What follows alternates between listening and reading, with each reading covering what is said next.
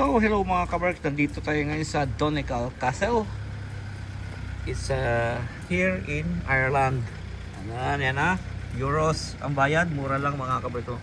Mura lang ang bayad niya, 5 euros lang. So, papasok na kami mga kabarks. Maliit lang siya, but then it's part of the history of Republic of Ireland. That's why we're here, even it's raining, but we have to explore this castle. Yeah, para naman marama natin history nila kasi ang ano na dito sa Donegal sa Ireland mga kabarks, may sarili silang lingwahe which is Gaelic, or at least you learn. Tinuturo ko sa inyo. This castle was built in 1474 by Hugh O'Donnell, destroyed in 1595 by Red O'Donnell pa rin. British pala, rebuilt in circa 1614 by Sir Basil Brooke. O yan, di ba? So papasok na tayo diyan. 15th century, 17th century pala to. And again, hindi siya ganun kalaki, pero ang binabayaran mo rito yung history. At sayang naman nandirito na tayo sa Ireland at malapit sa aming tinirent na accommodation. So papasukin na natin. So nandun na sila sa loob. Ayan na sila, oh. So na yan, naka-video. So mapapanood nyo sa YouTube yung ating mga pinapasyalan. Yan. So saan na tayo? Saan na tayo na? Nag-toilet sila. So yun. Ayan, oh, grabe yung structure mga kabarks, oh.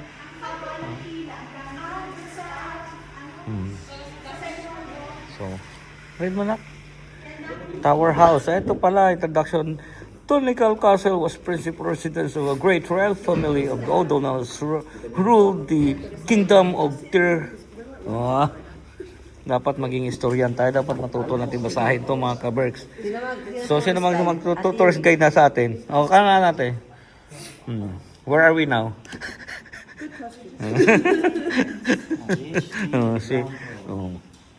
Ito yung ano nila. Ano yata to ba? Pre, yung dito yata na gano'n ng mga alak. Sabi ko na nga, dito yung mga barrel eh. Ay, dito tayo magpa-picture. Sa may ano. This Donegal Castle was built in 1474 by Sir or... Talagang ano ba? 14th century. Tingnan mo naman. Wow. Ang natira na lang pala ito na lang, wala na yung buong ano. The oldest part of the present castle. Yan. So this is just a part. Part pa lang pala to ng castle. Tingnan mo kamarks, tingnan mo naman,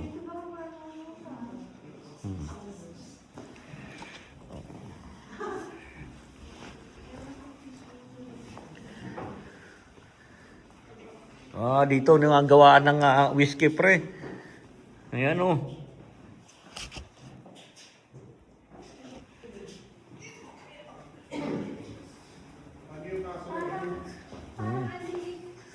Maliit lang siya pero malaki sa labas. Ano yung castle na pinuntahan natin? Yung kasama si kaibigan niya, si Natalia. Papasok na tayo dito mga kabarks sa pagpapatuloy ng ating pamamasyal at we're going up na. Ayan, oh, dandahan, madulas. So akit tayo dito mga kabarks. Mayroon pala second floor to. Ayan, oh. Kaya pala naghintay tayo, nandito na pala sila. Word for what we would call a toilet. Oh, this is an old toilet. Ito, dati na. Garderobe. This was a small room containing a wooden seat with a hole in it. Yun. Nasaan yung wooden seat? Wala na. Siguro dito Dito. Race would fall down a chute built into the castle wall and into a pit in the ground.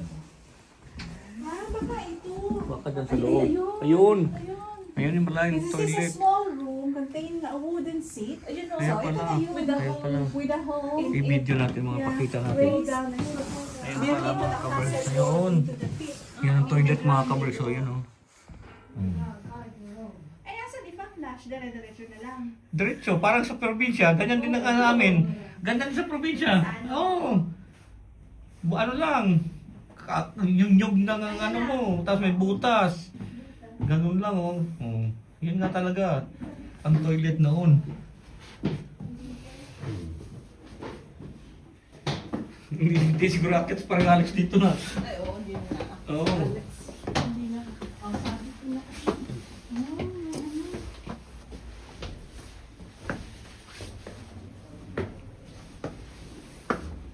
Yun. Inaano dito.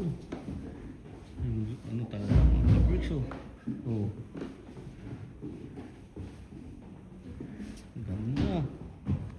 Kita mo naman yung mga gamit pa ng ano. No? Ito yung mga nakikita natin sa TV na pag pinapalo, ano, Mm. papatawag sa mga kalaban. Oo, ayan. Picture. Baboy ramo. Kasi photographer. So akit na tayo mga kapark sa pagpapatuloy ng ating pagmamasyal dito sa Donegal Castle. At least medyo maganda-ganda itong hindi na siya yung semento na paikot-ikot mga kaparks. So maganda na siya. Mataas din pala ha.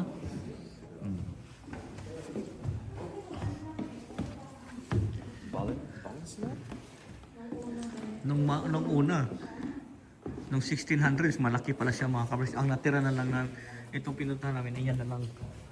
Ito na lang, pero malaki pala siya. Nung unang panahon ng hapon. Malaki pala siya. Pero ang tibay ng ano lang.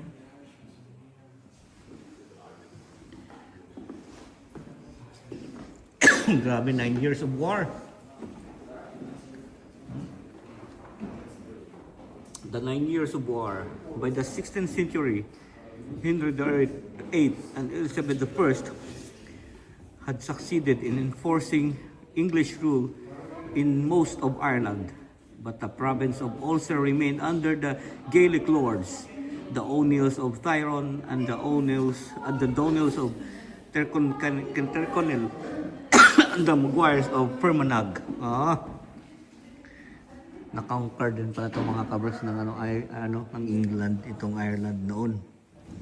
May part lang na hindi. Ayan. So kita mo yung history nila, no?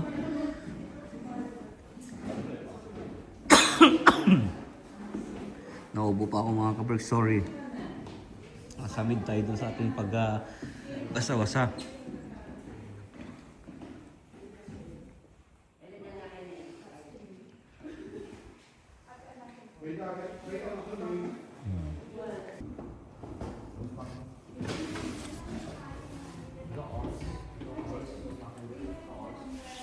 Pre, pa-picture tayo. Balik natin yung jacket natin. Kaya nga eh.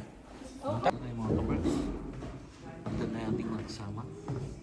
Napasyalan na natin itong ano. Marami ng turista mga kabers dito tayo magpasyalan. Kasi pag-list namin, dami puro sa taas. So ibig sabihin, talagang dano rin to. Tourist ano din. Attraction ano. Kasi may bayad eh. Diba? So nakakita ng ano kung walang bayad. Ayun na sila oh. Ayan yan pala oh. So dito na tayo sa pinaka mga kabagso ito na natira oh. Ng ano na to. Yung castle. Oo, dami na mas pumapasok oh. Kasi ano ng mga kaberks eh. Dinadayo talaga dito eh. Kahit maulan ha. Pero dinadayo pa din.